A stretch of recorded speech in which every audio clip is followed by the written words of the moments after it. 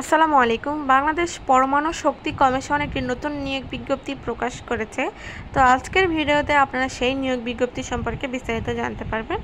তো এখানে নিয়োগ বিজ্ঞপ্তি সম্পর্কে বেশ কিছু তথ্য এবং এদের যে অনলাইনে যে ওয়েবসাইটটি রয়েছে সেখানের মাধ্যমে আপনাদের অনলাইনে আবেদন করার জন্য ওয়েবসাইটের নামটি দেওয়া রয়েছে। আপনারা চাইলে এই অনলাইনের এখান থেকে ওয়েবসাইটের নামটি নিয়ে গুগল ক্রমে দিয়ে সেখান থেকে আপনারা ওয়েবসাইটে প্রবেশ করে আবেদন করতে পারবেন। এছাড়াও আবেদনের লিঙ্কটি আমি ডিসক্রিপশন বক্সে দিয়ে দেবো, আপনারা চাইলে সেখান থেকেও আবেদনটি করে ফেলতে পারেন। তো চলুন শুরু করা যায়। প্রথমে রয়েছে পদের নাম ও বেতন স্কেল, তারপরে বয়স রয়েছে, তারপরে পদের সংখ্যা এবং শিক্ষাগত যোগ্যতা। 1 নম্বরে রয়েছে সাব অ্যাসিস্ট্যান্ট ইঞ্জিনিয়ারিং, এক্ষেত্রে বয়স লাগবে 32 এবং পদ সংখ্যা রয়েছে এখানে 28 জন। এক্ষেত্রে শিক্ষাগত যোগ্যতা ডান দিকে দেওয়া রয়েছে, আপনারা এখান থেকে শিক্ষাগত যোগ্যতাটা দেখে নেবেন ভিডিওতে। 2 নম্বরে রয়েছে টেকনিশিয়ান, এখানেও রয়েছে 32 বছর লাগবে, 10 জন লোক নিবে এখানে। এক্ষেত্রে শিক্ষাগত যোগ্যতা ডান দিকে দেওয়া রয়েছে। তারপর রয়েছে office assistant cum computer typist, অনূর্ধ্ব লাগবে 32 বছর এবং বয়সসীমা 40 পর্যন্ত, মানে 32 থেকে 40 বছরের মধ্যে যারা তাদেরকে নিবে। এক্ষেত্রে পদ সংখ্যা রয়েছে 13টি, শিক্ষাগত যোগ্যতা ডান দিকে দেওয়া রয়েছে এবং এক্ষেত্রে আপনাদের কম্পিউটারের দক্ষতা থাকতে হবে, কম্পিউটার টাইপিংয়ের উপরে হাত চর্চা থাকতে হবে। তারপর রয়েছে স্টেনোগ্রাফার কাম কম্পিউটার অপারেটর, এক্ষেত্রে অনূর্ধ্ব 32 বছর এবং বয়সসীমা 40 বছর পর্যন্ত।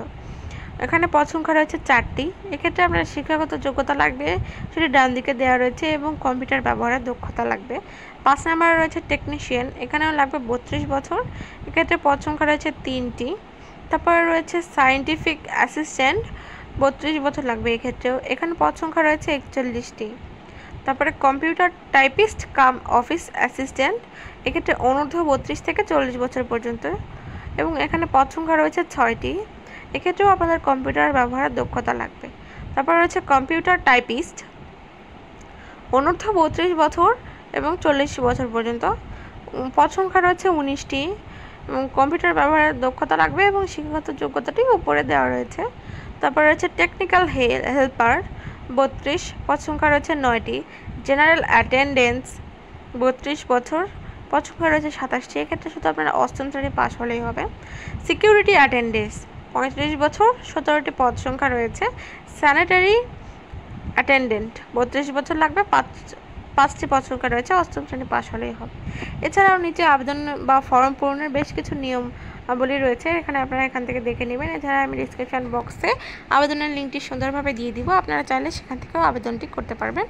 তো ধন্যবাদ সবাইকে, আসসালামু আলাইকুম।